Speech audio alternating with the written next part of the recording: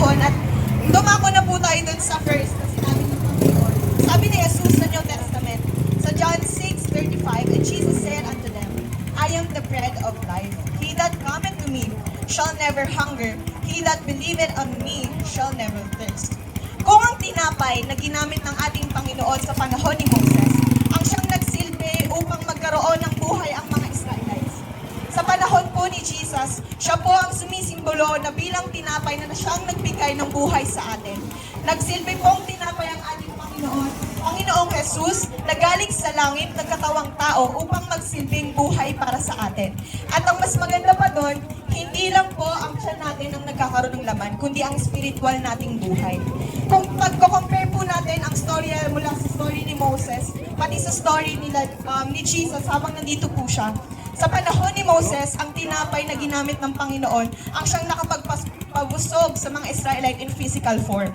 Pero po, sabi ni Jesus, siya ang bread ng buhay. Siya ang tinapay ng buhay. Nagsisimbolo po yun na siya mismo ay galing sa langit. Tulad ng tinapay na nanggaling sa langit na binigay ng Panginoon sa Israelite. Si Jesus po ay nagsilbing tinapay na galing sa langit din. Nagkatawang tao lang po ang ating Panginoong Jesus upang matupad ang kung anong kailangang matupad sa kanyang salita.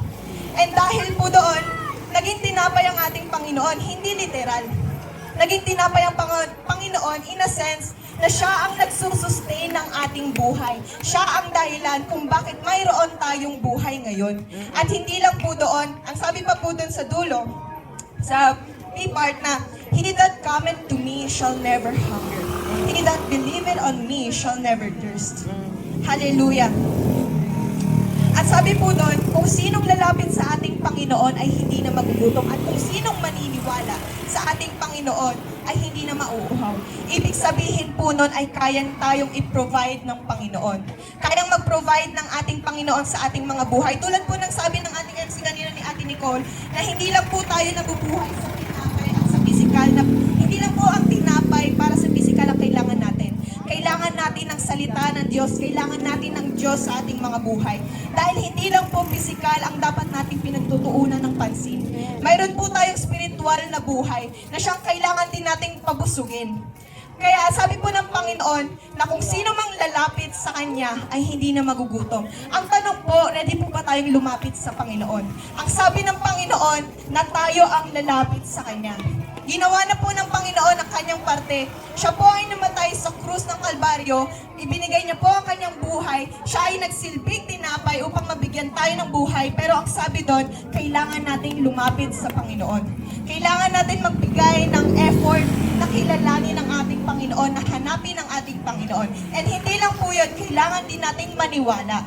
Kailangan nating maniwala na ang Panginoon ay namatay sa krus. Kailangan nating maniwala na kaya tayong buhayin ng Panginoon, hindi lang sa physical, kundi sa spiritual life din. Hallelujah! At kung gusto po natin na meron taga-provide sa atin, nandyan po ang Panginoon. Nandyan po ang Panginoon na kayang i-provide lahat ng financial, lahat ng gusto natin sa kalakasan sa physical, kailangan natin ng katalinuhan, kaya yun ibigay ng Panginoon lahat. Yun po ay kung lalapit tayo sa Panginoon. Nasa atin ang desisyon kung tayo ay lalapit sa ating Panginoon. Hallelujah. Hallelujah. Hallelujah. At sa kung titingnan din po natin yung story ni Moses, papunta doon sa story na sinabi ni Jesus, yung verse na yon, maraming panahon na po ang nakalipas.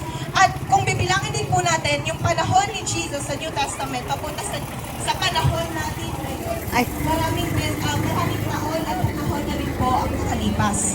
Pero kung titignan natin, grabe yung pag-mirror or yung pag-symbolize ng tinapay na yun mula sa Old Testament to New Testament. Ibig sabihin lang po niyan ay planado ng Panginoong Ama, ng ating Diyos Ama ang kaligtasan para sa atin.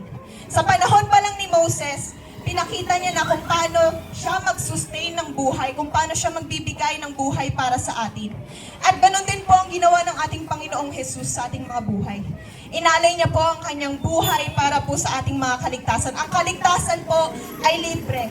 Libre po sa ating lahat ang kaligtasan. Tulad po ng sinabi sa John 3:16, "For God so loved the world that He gave His only begotten Son, that whosoever believed on Him should not perish but have everlasting life."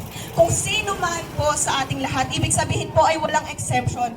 Lahat po tayo, kaya po namin to ginagawa dahil hindi lang naman po para sa amin ang kaligtasan, para po sa ating lahat. Amen. And dapat po na kailangan natin paniwalaan ng Panginoon, kailangan natin siyang kilalanin upang mas malaman natin kung para saan ba ang lahat ng ito.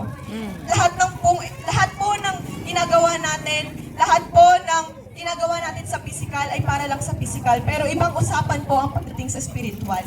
Dahil mayroon pong pangalawang buhay.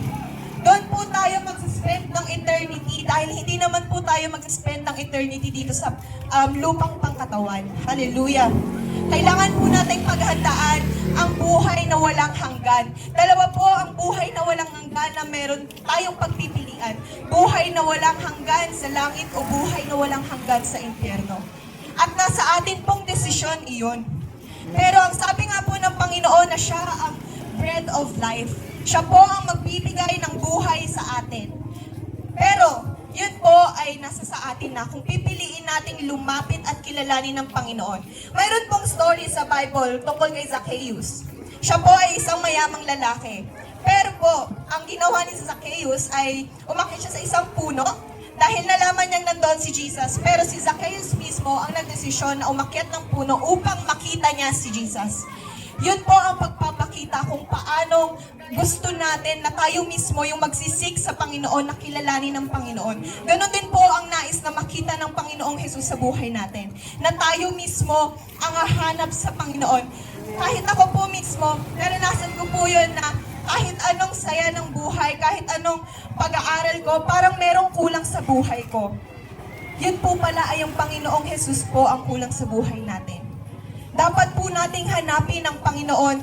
Hanapin, isik, or i-search natin kung ano ba ang Panginoon sa buhay natin. Dahil siya ang may gawa sa ating mga buhay. Kung kaya't marapat lang na ibalik natin sa Kanya lahat ng kaya nating ibigay sa Kanya tulad ng ginawa niya para sa atin. Ginawa na po ng Panginoon ang Kanyang parte para sa ating buhay. Siya po ay namatay na sa krus ng Kalbaryo upang mabigyan tayo ng buhay na walang hanggan. So now is the time for us to decide kung isusuko ba natin ang ating buhay sa Panginoon, kung maniniwala po ba tayo sa ating Panginoong Jesus, kung maniniwala ba tayong siya ay namatay para sa ating lahat. Hallelujah! Nasa atin po ang desisyon. Dahil kung tayo po ay magdedesisyon na tayo ay susunod sa Kanya, tayo ay maghahanap sa Kanya, handa po ang Panginoon na tanggapin tayo at yakapin tayo kung sino man tayo. Amen. Hallelujah! Hindi po nag-judge ang Panginoon sa atin. At alam po ng Panginoon ang mga pangalan natin at mismong bilang ng mga buhok natin ay kilala ng Panginoon. Pero inaantay po tayo ng Panginoon na tayo mismo ang lalapit sa Kanya. Dahil ganun po ang pagmamahal na gusto ng Panginoon. Gusto ng Panginoon na unang tayo lalapit sa Kanya. Dahil hindi po matatawag na pagmamahal kung pinilit tayo ng Panginoon na lumapit sa Kanya. Kung kaya't meron po tayong free will, meron po tayong desisyon na kung maniniwala ba tayo, lalapit ba tayo sa Kanya. Hallelujah!